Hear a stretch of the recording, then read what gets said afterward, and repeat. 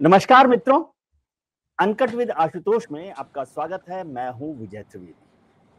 आशुतोष पत्रकारिता का वो नाम है जो सच, खरी खरी और ठोक बजाकर बात करते हैं। लंबा पत्रकारिता का अनुभव है। बहुत सारे लोग उनसे नाराज होते हैं, बहुत सारे लोग खुश होते हैं इस बात के लिए कि कुछ लोग हैं अब भी जो पत्रकारिता पर ठीक तरीके से, दमदार तरीके से बात करते हैं। इसलिए हमने ये प्रोग्राम शुरू किया, अनकट विद आशुतोष। जो आशुतोष चाहते हैं वो बात की जाए और लोग उस बात को समझते हैं। अभी चर्चा चल रही है इलेक्टोरल रोल्स को लेकर, इलेक्शन कमीशन को लेकर। राहुल गांधी जी जो भारतीय जनता पार्टी के खिलाफ पूरा मोर्चा खोले हुए हैं, कांग्रेस के नेता हैं, लोकसभा विपक्ष के नेता हैं, वो लगातार हंगामा किए हुए हैं और हमला कर रहे हैं चुनाव आयोग पर। भारतीय जनता पार्टी कहती है कि वो संवैधानिक संस्थाओं पर अक्सर हमला करते हैं। कल उन्होंने एक बड़ी लंबी चौड़ी प्रेस कॉन्फ्रेंस की, 1 घंटा 11 मिनट की, और उसमें बताया कि किस तरह से इलेक्टोरल रोल्स में फर्जीवाड़ा हो रहा है, घोटाला हो रहा है। इससे पहले उन्होंने ईवीएम को लेकर हमला किया था। लगातार बात कर रहे थे। बीजेपी कहती है कि वो तो रोज हमला बोलते हैं, झूठ बोलते हैं, फिर माफी मांगते हैं। चाहे राफेल का मामला हो, चाहे कोई और मामला हो, कई बार वो माफी मांग चुके हैं, कई बार झूठ बोल चुके हैं, कई बार सजा पा चुके हैं सबके लिए। लेकिन जो कल उन्होंने कहा कि मैं एक एटम बम फोड़ूंगा, फिर उन्होंने कहा कि लोकतंत्र में वोट की चोरी एटम बम है। अब उस एटम बम का कितना धमाका हुआ है, कितना हंगामा हुआ है और उसका क्या असर होगा, इस सब पर चर्चा करेंगे आशुतोष के साथ। आशुतोष जी, आपका बहुत बहुत स्वागत है। देश में हंगामा होगा। आज सुबह से भी यही चर्चा हो रही है। कल से वो एटम बम को लेकर सुबह से लोगों को चिंता थी कि कैसा एटम बम फूटेगा। किसी ने कहा परसों जो है नागासाकी की वो थी बरसी, तो नागासाकी के बाद जापान के, कल हिंदुस्तान में एटम बम फूट गया। जो राहुल गांधी जी ने एटम बम फोड़ा है उसको कैसे आप देख रहे हैं? कितना विनाशकारी है वो भारतीय जनता पार्टी के लिए या चुनाव आयोग के लिए? नहीं, मैं उसको विनाशकारी बिल्कुल नहीं मानता। मैं उसको क्रिएटिव मानता हूं और कंस्ट्रक्टिव मानता हूं। क्रिएटिव और कंस्ट्रक्टिव इस लिहाज से मैं मानता हूं, देखिए, भारत के लोकतंत्र में पिछले कई सालों से लगातार ये सवाल खड़ा होता जा रहा है कि कहीं चुनाव को मैनिपुलेट तो नहीं किया जा रहा है। पहले ईवीएम का सवाल खड़ा हुआ, आपको अच्छी तरीके से याद होगा, लालकृष्ण आडवाणी ने 2009 में सवाल खड़ा किया था। उसके बाद मामला सुप्रीम कोर्ट पहुंचा था, उन्होंने तो पूरी किताब लिख दी थी। तो चुनाव की प्रक्रिया पर पिछले तकरीबन 15 साल से लगातार सवाल खड़े हो रहे हैं, और अगर ये सवाल खड़े हो रहे हैं तो इसका जवाब बहुत ही निर्णायक तरीके से दिया जाना चाहिए। अब वो निर्णायक तरीके से कौन जवाब देगा, ये मैं भी आज तक समझ नहीं पाया हूं, क्योंकि इलेक्शन कमीशन किन्हीं सवालों के जवाब देता ही नहीं है।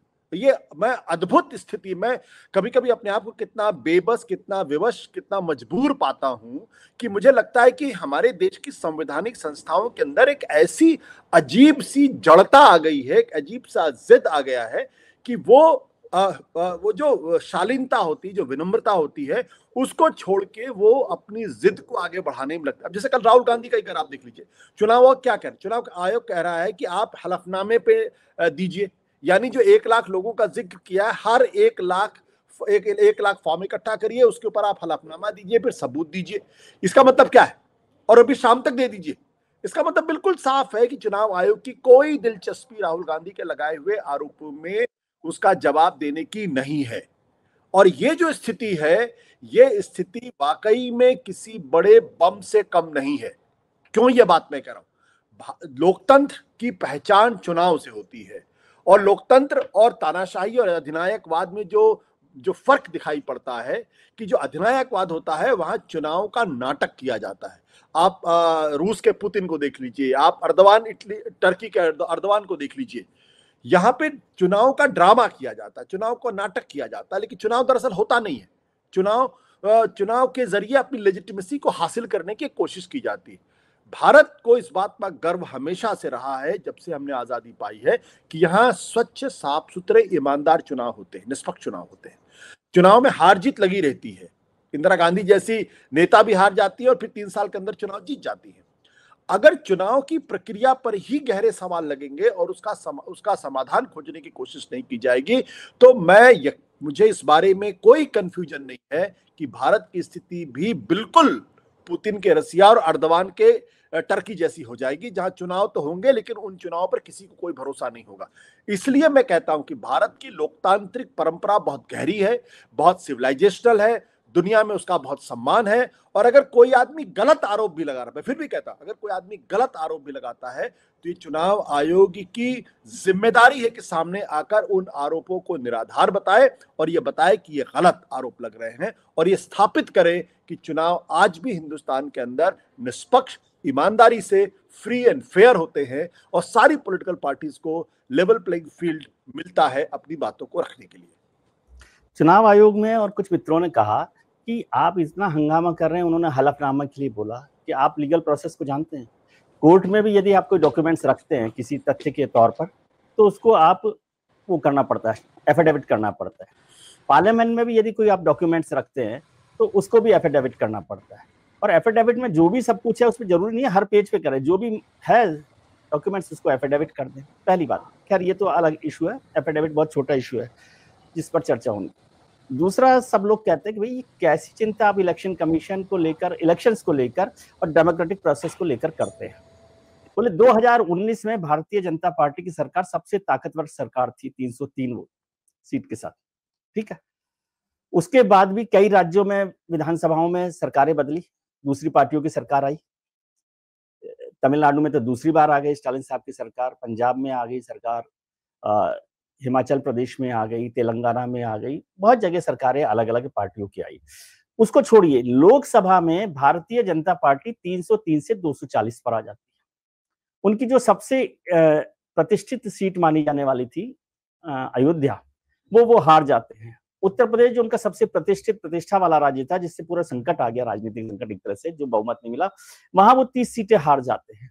वाराणसी जो प्रधानमंत्री जी की सीट है, वहां पर जीत का अंतर कम हो जाता है। तो अगर घालमेल ही करना होता, इतना घोटाला करना होता, तो ये सब क्यों होता? ये जो तर्क है ना, ये दरअसल ताश का महल बनाने जैसी बात है। ये बहुत ही इस तर्क में कोई दम है ही नहीं, क्योंकि आप कह रहे हैं कि 240 सीटें आ गई। मैं कहता हूं कि अगर घालमेल नहीं होता तो 40 पे आ जाती बीजेपी। तर्क तो ये भी हो सकता है ना। ठीक है, मैं जो तर्क था वो बताया, आप अपनी बात। नहीं, मैं आप पे कोई टिप्पणी नहीं कर रहा हूं। मैं कह रहा हूं कि अगर घालमेल नहीं होता, धांधली नहीं होती, तो 40 पे बीजेपी आ जाती। भाई एक जमाने में कांग्रेस पार्टी को 400 से ज्यादा सीटें मिली, 2014 में कांग्रेस से 40 सीट पे आके सिमट गई। तो राजनीतिक चुनावी प्रक्रिया में कौन सा राजनीतिक दल कब कितने सीटों पर आकर सिमट जाए, किसी को क्या पता। 1952 में जो पहला विधानसभा लोकसभा का चुनाव हुआ था, तब हिंदू महासभा, जनसंघ और राम राज्य परिषद, इन तीनों पॉलिटिकल पार्टीज को मिला के 10 लोकसभा की सीटें, 6% वोट मिले थे। आज देख लीजिए वो बीजेपी कहां पे है। आज वो अपने बल पे सरकार बनाया उसे 2 बार, 2014, 2019 में। तो ये कोई तर्क नहीं हुआ। मैं कहता हूं कि उन्होंने धांधली की कोशिश की, लेकिन कामयाबी नहीं मिली। जनता के अंदर इतना आक्रोश था, ये भी एक हो सकता है। मैं दूसरी बात कह रहा हूं, मैं ना तो ये कह रहा हूं कि चुनाव के अंदर धांधली हुई या हो रही है। मैं ये कह रहा हूं कि लीडर ऑफ अपोजिशन ने, और सिर्फ अकेले लीडर ऑफ अपोजिशन ने नहीं, बल्कि सारा विपक्ष इस वक्त चुनावी प्रक्रिया को लेकर सशंकित है। चाहे वो उद्धव ठाकरे हो, या फिर तेजस्वी यादव हो, या फिर अखिलेश यादव हो, या ममता बनर्जी हो, या अरविंद केजरीवाल हो, शरद पवार हो, सबके मन में एक शंका है। अगर सबके मन में ये शंका निर्मूल भी हो सकती है, ये शंका निराधार भी हो सकती है, ये आरोप बेबुनियाद भी हो सकते हैं। लेकिन अगर विपक्ष आरोप लगा रहा है तो चुनाव आयोग की जिम्मेदारी क्या है? चुनाव आयोग की जिम्मेदारी सिर्फ एक खर्रा लिख देना और कह देना कि भाई राहुल गांधी मिसलीड कर रहे हैं? मतलब ऐसे चुनाव आयोग को तो बर्खास्त कर देना चाहिए। अगर भारत के लोकतंत्र की गरिमा मर्यादा को बनाए रखना है तो ऐसे चुनाव आयुक्तों को और ऐसे चुनाव आयोग को बर्खास्त कर दिया जाना चाहिए, जो संवैधानिक पदों पर रहते हुए इस बात का एहसास नहीं है कि चुनाव सिर्फ अकेले सत्ता पक्ष नहीं लड़ता है, चुनाव विपक्ष भी लड़ता है। चुनाव में जो दो सबसे बड़े स्टेक होल्डर्स होते हैं वो सत्ता पक्ष और विपक्ष होती है। और अगर विपक्ष कोई आरोप लगाता है तो उसका भी जवाब देना चाहिए, और सत्ता पक्ष भी अगर आरोप लगाता है तो उसका भी जवाब देना चाहिए। और अगर चुनाव आयोग सत्ता पक्ष के आरोपों को बेबुनियाद और फर्जी करार देता है, या विपक्ष के आरोपों को फर्जी करार देता है, उसका पूरी तरीके से इन्वेस्टिगेशन नहीं करता है, उसकी पूरी तरीके से उसको निर्मूल करने की कोशिश नहीं करता है, तो ऐसे लोगों को अपने पद पर बने रहने का कोई अधिकार नहीं। मैं पूरी जिम्मेदारी से इस बात को कह रहा हूं, और मैं इसलिए यह बात कह रहा हूं क्योंकि मैंने टीएन सेशन का समय देखा है। टीएन सेशन के संज्ञान में कोई छोटी सी चीज भी लाई जाती थी, वो फौरन उसका निवारण करते थे। और इसीलिए भारत के चुनावी प्रक्रिया में जो तमाम दिक्कतें पैदा हुई थी वो दूर करने में कामयाब हुए। लिंगडो जैसे लोग भी थे जो दबाव में नहीं आते थे, और वो क्योंकि उनके लिए राष्ट्र सर्वोपरि था। मेरा कहना बहुत सिंपल सी बात है, मुझे किसी ज्ञानेश कुमार जी से या राजीव कुमार जी से मेरी कोई व्यक्तिगत कोई वो नहीं है। मैं उनको एक व्यक्ति के तौर पर, भारत के नागरिक के तौर पर, संवैधानिक पदों पर बैठे हुए वरिष्ठ पद की वजह से मैं उनका पूरा सम्मान करता हूं। लेकिन मुझे इस बात को लेकर कष्ट होता है, तकलीफ होती है, जब वो विपक्ष की बातों को टेक्निकलिटीज में छुपाने की कोशिश करते हैं। मैं एक बात बड़ी जिम्मेदारी के साथ कहना चाहता हूं, बहुत साल पहले, हजारों साल पहले सोक्रेटिस को ऐसे ही टेक्निकलिटीज का सहारा लेके जहर दिया गया था। ऐसे ही राज्य व्यवस्था ने जीसस क्राइस्ट को सूली पे चढ़ाया था। आज सोक्रेटिस कहां है, जीसस कहां है, दुनिया इसको अच्छी तरीके से जानती है। और गांधी जी का ऐसे ही वध किया गया था। मैं जो बात कहने की कोशिश कर रहा हूं कि स्थिति को समझने की कोशिश करनी चाहिए। भारत के लोकतंत्र को बचाना है तो राहुल गांधी के आरोप कितने भी बेकार क्यों ना, कितने ही बकवास क्यों ना हो, लेकिन उसका जवाब दिया जाना चाहिए। और जवाब तब देंगे जब ईमानदारी के साथ सामने आएंगे और उसका हिसाब करने की कोशिश करेंगे। दिक्कत क्या है, कुछ लोग बैठ गए हैं जो कुछ भी टिप्पणी कर देते हैं, उनको लगता है विपक्ष के बिना, विपक्ष मुक्त भारत हो जाएगा तो बहुत ही अच्छा है। ये पीड़ादायक स्थिति है। मैंने कहा ना कि दुनिया सोक्रेटिस को याद करती है, जीसस को याद करती है, महात्मा गांधी को याद करती है, ऐसे लोगों को नहीं याद करती है जिन्होंने सत्ता का सहारा लेकर और सत्ता के साथ खड़े होकर उन लोगों के साथ जो व्यवहार किया था। जवाब दीजिए, लोकतंत्र है। लेकिन एक तो यह है, आपने जितना चर्चा करती, लोग कहेंगे कि राहुल गांधी को आशुतोष जो है सुकरात के बराबर खड़ा कर रहे हैं या ईसा के बराबर खड़ा कर रहे हैं। खैर, वो अलग इशू है। इशू यह है कि चुनाव आयोग ने कहा कि ईवीएम पे जितनी शंकाएं थी विपक्ष की, राहुल गांधी जी की, सबकी, उनका सबको हमने साफ किया। क्या है, वो मामला खत्म हुआ। महाराष्ट्र के चुनावों पर जो चर्चा, आरोप लगाए थे राहुल गांधी जी ने, वो हमने पहले उसके सारे जवाब दे दिए। जो पोल्ड वोट और काउंटेड वोट का जो एक डिफरेंस था, उस पर सारा कर दिया। तीसरा, उन्होंने कहा कि 12 जून को हमने राहुल गांधी जी को बुलाया था, मेल किया था, चिट्ठी लिखी थी, वो आए नहीं, उनके साथ कभी भी बात कर सकते। ये चुनाव आयोग का पक्ष है अपना। मैं इस बात से सहमत हूं कि राहुल गांधी जो भी बात कर रहे हैं उसका जवाब चुनाव आयोग को दिया जाना चाहिए। लेकिन मूल प्रश्न क्या है? मूल प्रश्न केवल ये नहीं है। अब चुनाव आयोग ने कहा कि यदि जो राहुल गांधी जी कह रहे हैं उस बात को सही मान लिया जाए तो वही काम तो हम कर रहे हैं बिहार में एसआईआर का, स्पेशल इंटेंसिव रिवीजन का। तो पूरे देश में हम स्पेशल इंटेंसिव रिवीजन करते हैं, पूरा विपक्ष हमारे साथ खड़ा हो जाए, हम सारा का सारा ठीक कर देंगे। ये परवर्टेड लॉजिक है, फुल ऑफ परवर्जन।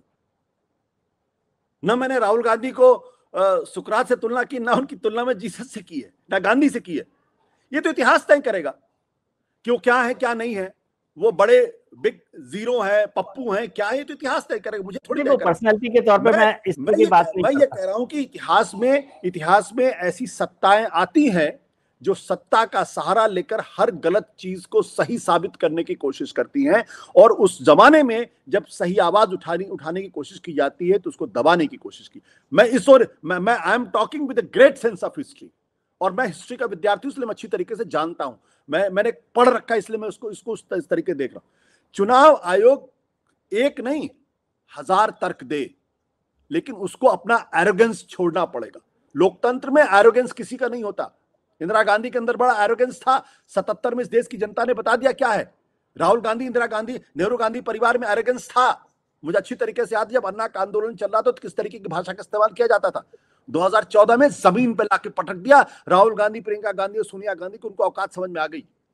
मैं दूसरी बात कह रहा हूं, मैं कह रहा हूं कि चुनाव आयोग चाहे सिर के बल खड़ा हो, लेकिन उसको भारत के विपक्ष को कॉन्फिडेंस में लेना पड़ेगा। भारत के लोगों के मन में जो शंका है उसको दूर करनी पड़ेगी। और मैं खुद नहीं कह रहा हूं, सीएसडीएस का डेटा बाकायदा इस ओर इशारा कर रहा है कि भारत के चुनाव आयोग के प्रति, चुनावी प्रक्रिया के प्रति लोगों के मन में शंका बढ़ती जा रही। मैं डेटा के आधार पर कह रहा हूं, अगर किसी को दिक्कत हो तो जाके सीएसडीएस का डेटा निकाल के देख सकता। जो बात मैं कहने की कोशिश कर रहा हूं उसको वो टेक्निकलिटीज, अब कल कहेंगे हमने तो राहुल गांधी से कहा था कि आप एफिडेविट लिखकर दे दीजिए, आपने तो दिया नहीं। अरे ये कौन सा तर्क हुआ? हमारे घर में, हमारे अपार्टमेंट में किसी का मर्डर हो जाए और पुलिस ये कहे कि नहीं भाई, हमें तो किसी ने बताया नहीं, हमें तो किसी ने एफिडेविट पे लिख के दिया, तो हम क्यों जांच करें? ये कोई तर्क है? जब संस्थाएं रिस्पॉन्सिव होती हैं, अकाउंटेबल होती हैं, तो वो इंतजार नहीं करती। सुप्रीम कोर्ट ने क्यों शुरू किया था सुमोटो केस लेने का?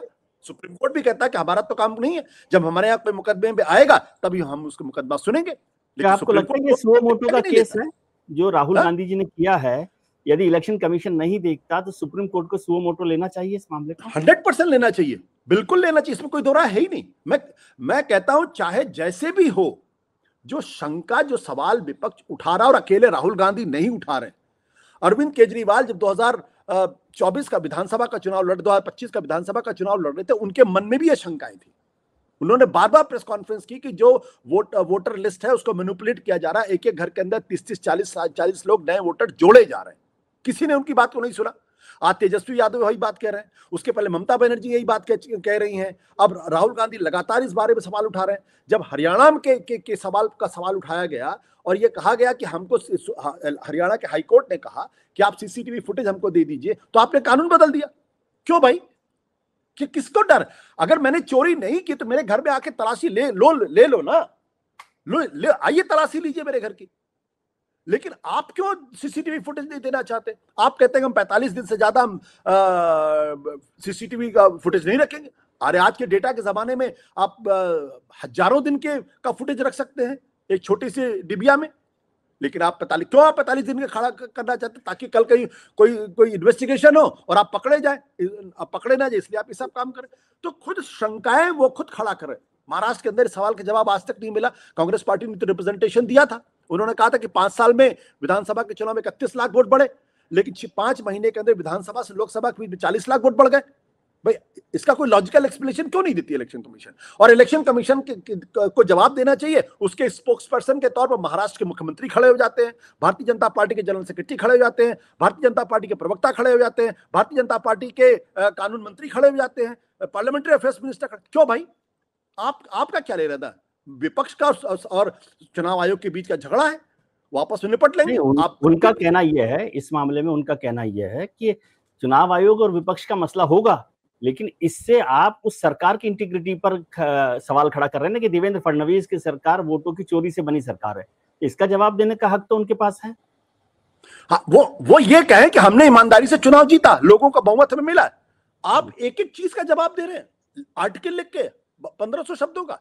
ये तो मुझे समझ में नहीं आता भाई, बिल्कुल समझ में नहीं आता। और माफ करिएगा विजय जी, ये कौन लोग कह रहे हैं जिनके सबसे बड़े नेताओं में से एक ने कहा था कि स्क्रैप द कॉन्स्टिट्यूशन? अब वो संविधान की दुहाई दे रहे हैं। मतलब ये बात तो गले नहीं उतरती। मैं इस पे ज्यादा नहीं बोलना चाहता, लेकिन हकीकत क्या है? हकीकत इसी बात को लेकर यह है कि अगर कहीं अभी तक राहुल गांधी से कहा जा रहा था कि आप आरोप लगाते और भाग जाते, अब राहुल गांधी कह रहे हैं मेरे पास सबूत है। उन्होंने सिर्फ एक विधानसभा के सबूत की बात की, सिर्फ एक, महादेवपुरा। यह संभव हो सकता है कि वहां लोकल एडमिनिस्ट्रेशन के साथ मिलकर कुछ लोगों ने यह घपलेबाजी की हो सकता है। चुनाव कर्नाटक का जिक्र उन्होंने किया, ये तो कर्नाटक का मसला है, और कर्नाटक में तो कांग्रेस की सरकार है। मैं आपसे कह रहा हूं, हो सकता है लोकल एडमिनिस्ट्रेशन हो, तो जांच करो ना उसकी। मैं ये नहीं कह रहा हूं कि चुनाव आयोग की भूमिका उसमें थी, लेकिन जब तक जांच नहीं होगा तब तक कैसे पता चलेगा कि भाई वो सही है या गलत है, या एक आदमी की गलती थी, उसने गलती की थी, या पूरी पॉलिटिकल पार्टी या पूरा सिस्टम खराब हुआ था।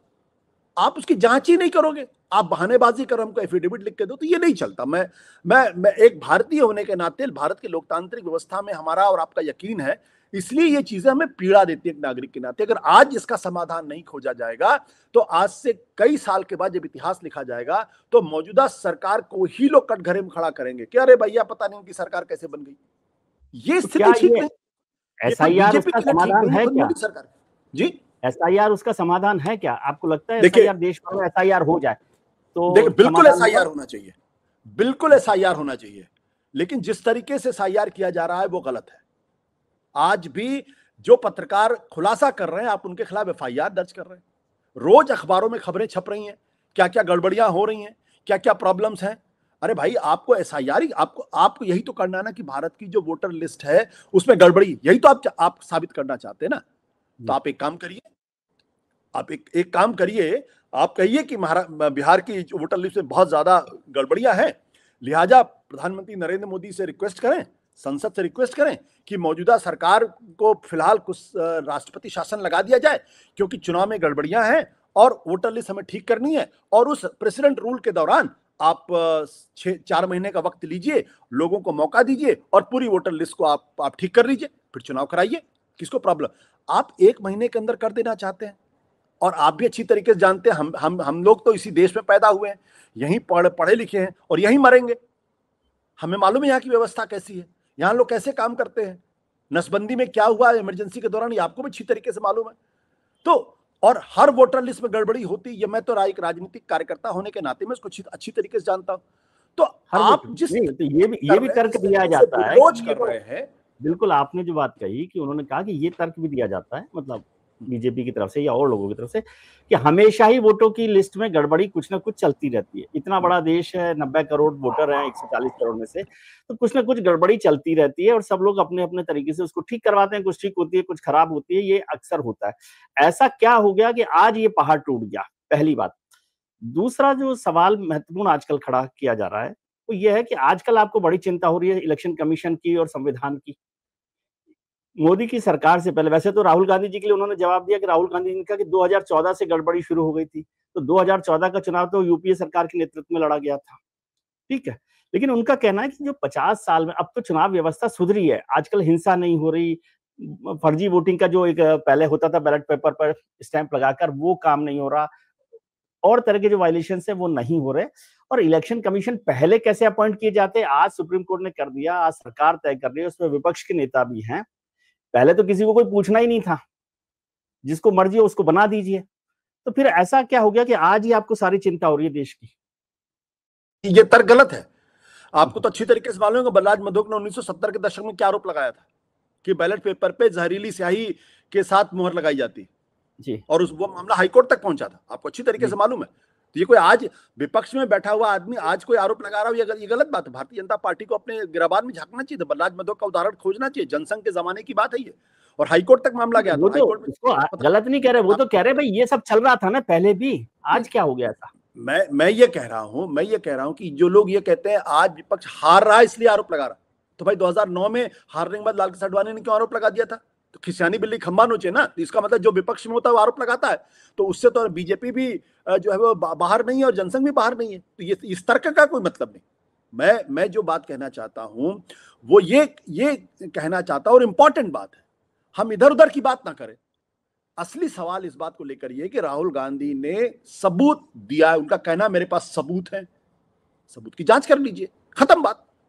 आप इलेक्शन कमीशन को लगता है कि अगर वो कोई जांच करेंगे तो लोगों के मन में शंका होगी कि हमारे ऊपर ये आरोप लग रहा है और हम ही जांच कर रहे हैं, तो लोग कहेंगे ईमानदारी से नहीं है। तो इलेक्शन कमीशन को खुद सामने आना चाहिए और उन्हें कहना चाहिए कि इस देश के 3 जो सबसे ईमानदार लोग हैं, चाहे वो जज हो चाहे कोई, वो बैठ जाएं और मामले की जांच कर लें।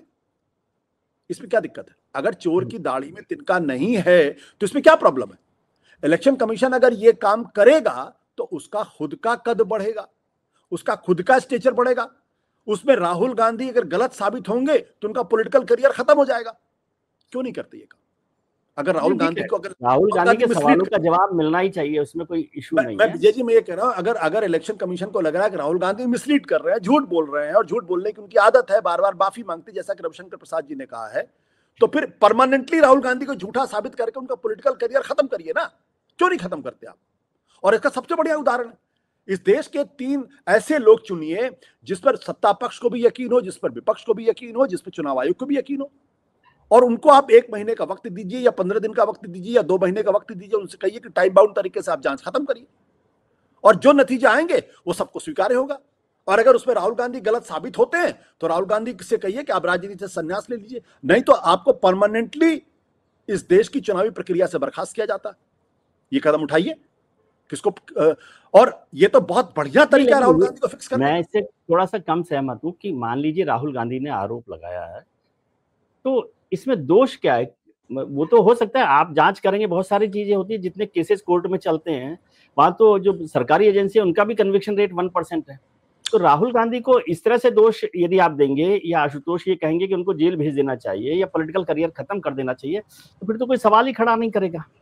नहीं विजय जी, मैं उस जिस वेहमेंस के साथ एक्सीन से थोड़ा सा कम सहमत हूं। मैं इसको कह रहा हूं, मैं क्यों ये मेरी हिम्मत ही नहीं होगी, आशुतोष की हिम्मत ही नहीं होगी भाई विजय कर दीजिए। आपने सवाल खड़ा। विजय जी मैं क्यों ये बात कह रहा हूं? मैं ये बात इसलिए कह रहा हूं क्योंकि पिछले कई सालों से लगातार जिस बिटरनेस के साथ, जिस हेट्रेट के साथ, जिस वेहमेंस के साथ कहा जा रहा है कि राहुल गांधी झूठ बोलते हैं और उसके बाद माफी मांग लेते हैं, ये मिसगाइड करते हैं, मिसलीड करते हैं, तो वंस फॉर ऑल इसको खत्म करिए ना। ठीक है, इस डिबेट को ही खत्म कर दीजिए, ताकि फिर कभी किसी आदमी को झूठ बोलकर देश को गुमराह करने की हिम्मत ना पड़े। सच को आंच नहीं है। मैंने चोरी नहीं की है, तो मैं जानता हूं कि मैं जो बोलूंगा, अगर मैं सच बोल रहा हूं तो फिर मुझे कई कोई बार डर ऐसा नहीं भी होता है ना सर, कई बार ऐसा भी होता है, मेरा अपना अनुभव, हम लोग खबरों में काम करते रहे हैं, आप सच जानते हैं लेकिन उसे साबित करना भी बहुत बार मुश्किल होता है। अभी तो राहुल जी ने सबूत दिए, मैं उसके रेफरेंस में नहीं करा, लेकिन कई बार ऐसा भी होता है कि आप जानते हैं कि सच क्या है, आप भी सच कह रहे हैं, लेकिन उसको सच को साबित करना कई बार मुश्किल होता है। इसका मतलब ये नहीं कि वो झूठ है। और कई बार कोर्ट में होता है ना कि भाई एब्सेंस ऑफ प्रूफ्स या उससे कोर्ट बरी कर देता है। कोर्ट कहता है कि भाई आपने सबूत नहीं दिए, उसका मतलब सच को और झूठ के बीच में भी एक फासला है। विजय जी, हम पत्रकारों से बेहतर इसको कौन जानता है? हमारे पास सैकड़ों ऐसी खबरें होती हैं जो बहुत बड़ी खबर होती है, लेकिन चूंकि हमारे पास उसको ऑथेंटिकेट करने का कोई सबूत नहीं होता, इसलिए हम उसको पब्लिक डोमेन में नहीं लाते। और हम पत्रकार जितनी जानकारी होती है उसका 25 से 30% ही वो ऑन रिकॉर्ड ला पाता है, लेते हैं, बाकी चीजें नहीं ला पाता। तो हम पत्रकारों से बेहतर कौन जानेगा इसकी? ये तो मजबूरी है ना।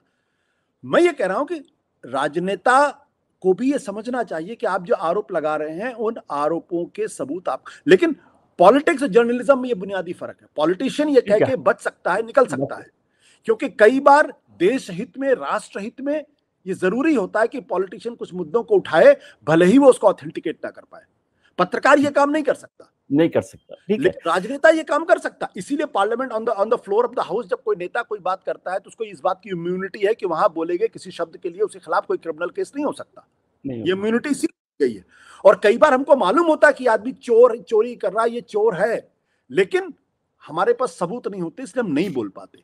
तो मेरा जो कहना ये बात है कि जब आप बार बार ये आरोप लगा रहे हैं और बड़े वेहमेंस के साथ आरोप लगा रहे हैं और बहुत अजीब एरोगेंस के साथ आरोप लगा रहे हैं, और विपक्ष को लगता है कि राहुल गांधी बार बार ऐसा करे, तो फिर राहुल गांधी के पॉलिटिक्स खत्म करिए ना।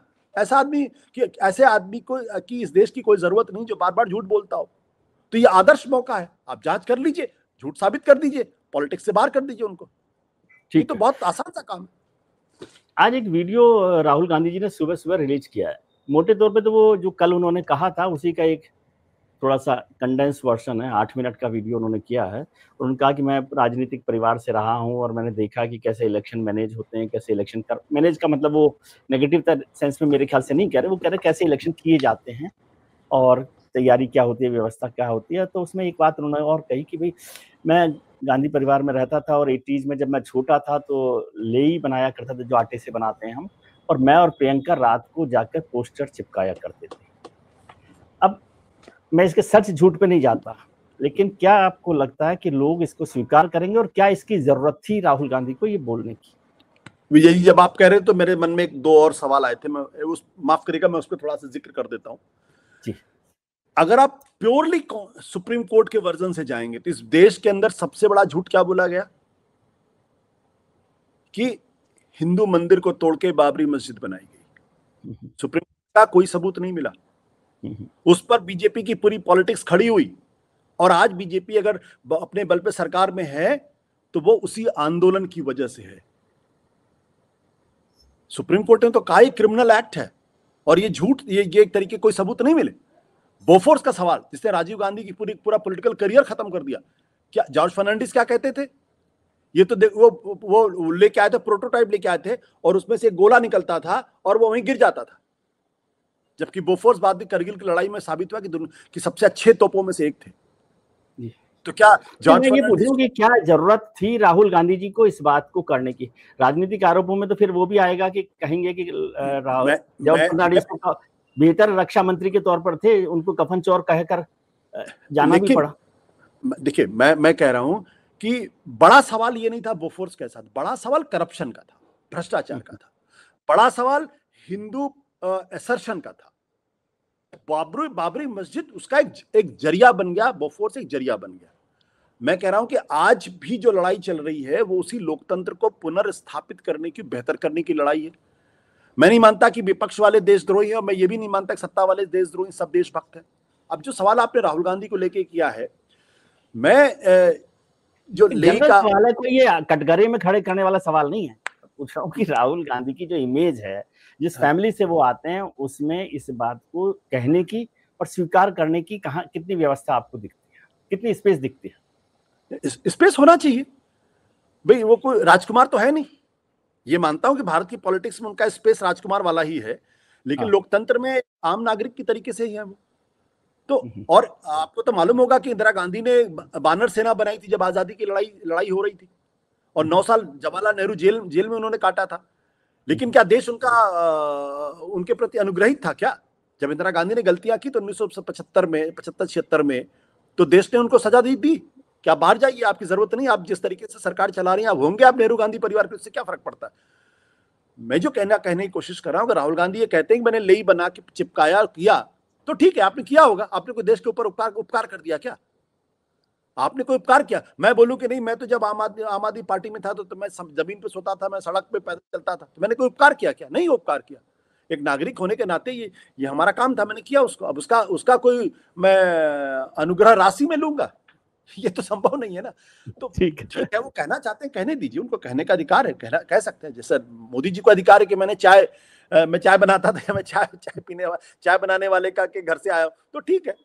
अब ये अलग बात है कि मनमोहन सिंह कभी नहीं कहते कि मैंने तो लैंप के नीचे पढ़ के मैं ऑक्सफोर्ड चला गया जी। तो अपना तरीका होता चीजों को कहने का। ठीक है, जो मूल सवाल था जिस पर हमको छोटा सा समय हो रहा है, लेकिन फिर भी ये जो इलेक्शन कमीशन, मेरी चिंता बेसिक बड़ी है, ये आरोप और इनकी जांच होनी चाहिए, इसमें तो कोई बात ही नहीं, हम इस पर लगातार चल रहे। इस प्रोसेस को सुधारने के लिए जो एक बेसिक काम होना चाहिए इलेक्टोरल रिफॉर्म पर, वो कोई भी पॉलिटिकल पार्टी उस पर काम नहीं करी। दो चीजें, एक इलेक्शन कमीशन के अपॉइंटमेंट को लेकर, ठीक है, कि उसको कैसे सुधारा जा सकता है, क्या उस पर काम हो। दूसरा जो मेरी बड़ी चिंता है कि जो इलेक्टोरल बॉन्ड्स थे, एक सिस्टम चालू हुआ था, उस सिस्टम से हम सहमत थे नहीं थे अलग बात है, मैं तो नहीं था सहमत, लेकिन वो खत्म हो गया। तो अब वहां पर पॉलिटिकल डोनेशन, पॉलिटिकल करप्शन, इस सब को पॉलिटिकल रिफॉर्म या इलेक्टोरल रिफॉर्म के तरह से काम करने की जरूरत है कि नहीं है? क्योंकि इलेक्शन कमीशन, देखिए एक बात और मैं जोड़ देता हूँ, आपने टीएन सेशन का जिक्र किया, हम लोगों ने टीएन सेशन को देखा है, लेकिन टीएन सेशन तो एक जमाने में राजीव गांधी के ब्लू व्हाइट आईएएस ऑफिसर हुआ करते थे, एग्रीकल्चर सेक्रेटरी होते थे, और लोग बड़ा सवाल करते थे। तो व्यक्ति कहाँ पहुंचकर क्या करता है, और व्यक्ति की परख आप वैसे नहीं कर सकते। किसी को भी अपॉइंट करेंगे इलेक्शन कमीशन में, तो वो कैसा बिहेव करेगा, इसका तो कोई पैमाना, कैरेक्टर का या उसके बिहेवियर का पैमाना तो वहां पर नहीं हो सकता ना। ये परख का तरीका तो नहीं हो सकता, ये तो खुद को देखना है कि आपके पास कितनी स्पाइन है या आप कैसा फैसला कर रहे हैं। लेकिन हम लीगल सिस्टम में, कॉन्स्टिट्यूशनल सिस्टम में क्या बदलाव कर सकते हैं जिससे ये चीज सुधरे, कोई भी सरकार हो, कोई भी नेता। देखिए विजय जी, हमारे देश के अंदर कानून बहुत है, संविधान बहुत कॉम्प्रिहेंसिव है, मुझे नहीं लगता इसमें किसी भी तरीके के बदलाव की जरूरत है। प्रॉब्लम, जैसे जो बाबा साहब अम्बेडकर ने कहा था कि दुनिया का बेस्ट संविधान लेके आ जाइए, लेकिन अगर उसको इंप्लीमेंट करने वाले खराब होंगे तो दुनिया का बेस्ट संविधान भी खराब हो जाएगा। और दुनिया का सबसे खराब संविधान भी लेकर आइए, अगर उसको इंप्लीमेंट करने वाले अच्छे लोग होंगे तो वो भी एक अच्छा संविधान बन जाएगा। कानून परख नहीं कर सकते ना सर। नहीं, मैं ये कह रहा हूँ, कानून बहुत है, उनको इम्प्लीमेंटेशन में प्रॉब्लम है। हमारे यहाँ जो फंडामेंटल प्रॉब्लम है इम्प्लीमेंटेशन की प्रॉब्लम। आप देखिए कि हिंदुस्तान के दिल्ली के हर चौराहे पे एक रेड लाइट लगी हुई है, जहां सबको मालूम है कि रेड लाइट जंप नहीं करना चाहिए, लेकिन आप खड़े होकर देख लीजिए उस रेड लाइट का क्या मतलब है, जबकि हर आदमी जंप कर रहा है उसको, और जो जंप कर रहा है उसको किसी तरीके की कोई सजा नहीं मिल रही है। पूरी तरीके से केओस और एनार्की फैली हुई है। जो बात मैं कहना चाहता हूं वो ये बहुत सिंपल सी बात है, आप कोई भी इलेक्टोरल रिफॉर्म इस देश के अंदर कर लीजिए, लेकिन जब तक उस इलेक्टोरल रिफॉर्म के प्रति लोगों के मन में श्रद्धा भाव नहीं होगा, विनम्रता नहीं होगी, और उसको आत्मसात करके उस पर चलने की प्रवृत्ति नहीं होगी, तब तक आप कुछ भी कर लीजिए, कोई फायदा नहीं होने वाला। मैं तो चाहता हूं कि इस देश के अंदर सवाल पूछ रहा हूं आपसे कि ये जो आप कह रहे हैं इसको परखेंगे कैसे? मान लीजिए विजय त्रिवेदी जी को बना दीजिए कि आशुतोष के बहुत अच्छे मित्र, ये तो देखिए तो संभव नहीं, ये क्या गारंटी है? नहीं, कोई गारंटी नहीं। आप भाई सवाल खड़े करते हैं, मतलब आपका मतलब जब हम लोग सवाल खड़े करते हैं भाई ऐसा इलेक्शन कमिश्नर बना दिया, अब वो आईएएस सिस्टम में जो भी सिस्टम बना रखा है उसी में से आईएएस आते हैं, सेलेक्ट हो जाते हैं, तो फिर वो कैसे आप, मतलब मैं ये पूछ रहा हूँ कि सरकार पर आरोप लगाना आसान काम है, किसी पर भी लगाएं, कोई भी सरकार रही हो। और टीएन शेषन का मैं उदाहरण दे रहा हूँ क्योंकि मैं टीएन शेषन को राजीव गांधी के वक्त से भी जानता हूँ। तो वो सबसे ब्लू आइड आईएएस हुआ करते थे राजीव गांधी के। यदि वो इलेक्शन कमीशन में पहली बार जाते तो हम सवाल करते कि भाई ये देखिए ऐसे ब्लू आइड को बना दिया। विजय जी एक बात बताऊं, मैं बहुत कड़वी बात कह रहा हूं, मुझे बहुत सारे लोगों को तकलीफ होगी। हमारे सिस्टम में बेईमानी घुसी हुई है। हमको मालूम होता कौन आदमी ईमानदार है, कौन आदमी कानून का पालन करेगा, हम उसको अपॉइंट नहीं करते। हम उन्हीं लोगों को प्रमोट करते हैं, हम उन्हीं लोगों को आगे बढ़ाते हैं जो हमारे कहने पे चलते हैं, हमारे कहने पे उठते बैठते हैं। तो ये दिक्कत तो पॉलिटिकल लीडरशिप की प्रॉब्लम है। ये प्रॉब्लम किसी ब्यूरोक्रेट की प्रॉब्लम नहीं है। आप 2 ब्यूरोक्रेट जो बेईमान है उनके खिलाफ कड़ी कार्रवाई कर दीजिए, आप देख लेंगे कि सब ईमानदारी से काम। लेकिन चाहे वो बीजेपी की सरकार हो या कांग्रेस की सरकार हो या आम आदमी पार्टी की सरकार हो, वहां पर बैठे हुए नेता, मुख्यमंत्री, प्रधानमंत्री, उनकी पहली चॉइस बेईमान लोग होते हैं, क्योंकि उनको मालूम है कि ये बेईमान है तो मेरे कहने पे उठेगा बैठेगा, मेरे सब गलत काम ये करेगा। उत्तर प्रदेश के अंदर डीजीपी नहीं अपॉइंट हो पा रहा, क्यों? टैलेंट की कमी है क्या? नेशनल सिक्योरिटी एडवाइजर पिछले 11 साल से एक्सटेंशन पे चल रहे हैं, टैलेंट की कमी है क्या? क्या उनके अगर वो नहीं रहेंगे तो क्या देश नहीं चलेगा क्या? जब आप, क्योंकि वो आपके हिसाब से काम करते हैं, ये जो आपके हिसाब से काम करते हैं ना, सारी समस्या यहां को लेके, ये ह्यूमन प्रॉब्लम है। हमारे देश की लीडरशिप को इवॉल्व होना पड़ेगा। हमारे यहां एक कैरेक्टर, नेताओं के अंदर कैरेक्टर होना पड़ेगा, ये नहीं है। और एक चीज और, अगर एक ही छोटा सा रिफॉर्म अगर कोई कर दे इस देश के अंदर, कि इस देश में चाहे प्रधानमंत्री हो, चाहे राष्ट्रपति हो, और चाहे मेंबर ऑफ पार्लियामेंट हो, चाहे एमएलए हो, चाहे पंचायत में, कोई भी आदमी 4-4 साल के 2 टर्म से ज्यादा अपने पद पर नहीं रहेगा। जो 8-8 टर्म बन के जीत के आते हैं, सारी समस्या वहां पे है। अमेरिका के अंदर ये 2 टर्म का हो गया, सबको मालूम कि अगला टर्म जो है मुझे चुनाव नहीं लड़ना। ब्यूरोक्रेट्स को रिटायरमेंट के बाद लगातार एक्सटेंशन मिलता रहता है। बिल्कुल नहीं मिलना चाहिए एक्सटेंशन। उससे आप जो ब्यूरोक्रेसी के अंदर जो टैलेंटेड लोग होते हैं उनको आप डिमोरलाइज करते हैं। फिर उनके मन में ये टेंडेंसी आ जाती है कि अगर मैं ईमानदारी से काम करूंगा तो मुझे कोई आगे प्रमोशन नहीं मिलने वाला। फिर वो बेईमानी से काम करने लगते हैं, फिर अपनी रीढ़ की हड्डी छुपा ले, बोले मैं क्यों चक्कर में पड़ूं, बाकी लोग मलाई काट रहे हैं मैं भी मलाई काटूंगा। तो डिसऑनेस्टी आती ना। इसीलिए ब्यूरोक्रेट्स के बारे में भी होना चाहिए कि आप बहुत ब्रिलियंट हैं तो भी आप ब्यूरोक्रेसी से बाहर निकले, समाज सेवा में जुटिए। आपको जितना ब्रिलियंस था 30 साल आपको देश ने मौका, आपने काम करके दिखाया, अब उसके बाद आपकी जरूरत नहीं है। Let the fresh ideas come, let the fresh talent come, वो नहीं हो रहा। ठीक है, आखिरी सवाल, क्या आपको लग रहा है ये लड़ाई बहुत आगे तक जाएगी राहुल गांधी? मुझे लगता है कि बहुत अब निर्णायक दौर में चीजें जानी शुरू हो गई हैं। और मैं कहना थोड़ी सी जल्दबाजी होगी, लेकिन मुझे 1970 के बीच के दशक की याद आने लगी है। ये लड़ाई वहां तक जा सकती है, और क्योंकि उस वक्त की जो भी सरकार थी उसके अंदर बहुत एरोगेंस था, वो अपनी गलती मानने के लिए तैयार नहीं थी। आज की भी जो सरकार है वो बहुत एरोगेंस है और उसको अपनी गलती मानने का कोई वो नहीं है, और उसकी वजह से तमाम संस्थाएं जो है वह तो लंबा लेट हो गई हैं और उनके अंदर भी एरोगेंस आ गया है। विपक्ष तब भी डिमांड कर रहा था, विपक्ष आज भी डिमांड कर रहा है। विपक्ष की तब की मांग भी गलत हो सकती थी, विपक्ष की आज की मांग भी गलत हो सकती है, लेकिन विपक्ष के अंदर अगर असंतोष है तो फिर उसका जवाब होना चाहिए। चलिए, बहुत बहुत शुक्रिया सब लोगों के लिए। आशुतोष ने वार्निंग अलार्म दे दिया है, आपको मौका मिलता है, आप कर सकते हैं ठीक तो बेहतर है। वैसे उम्मीद यही की जानी चाहिए कि कुछ चीजें सीख लेनी चाहिए, कुछ बदलाव होने चाहिए। बहुत बहुत शुक्रिया सर आपका कि आपने वक्त निकाला। आप अपना ख्याल रखिए।